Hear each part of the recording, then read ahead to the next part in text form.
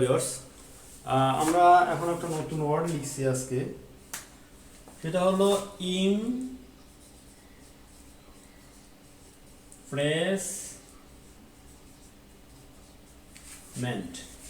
তাহলে ইমপ্রেসমেন্ট।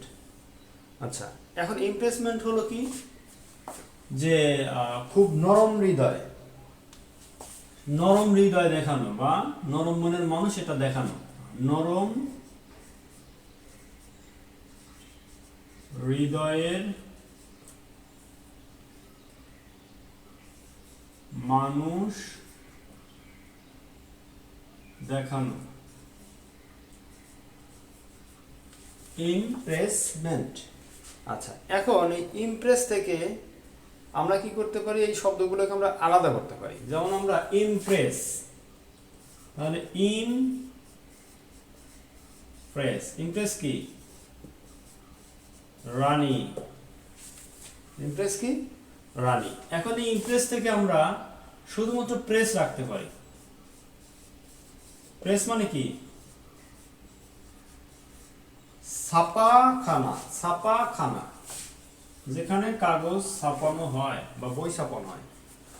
আচ্ছা, এখন এই প্রেস থেকে আমরা যদি এখানে শুধু একটা এস রেখে দিই, তাহলে শুধু কি হয়, PRES। প্রেস মানে কি পূর্ব, বা আমরা যেটা প্রি বলে থাকি।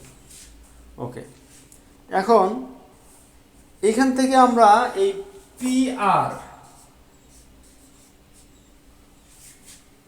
থেকে আমরা কি জানি, পাবলিক রিপ্রেজেন্টার অর্থ কি PR, মানে জনপ্রতিনিধি।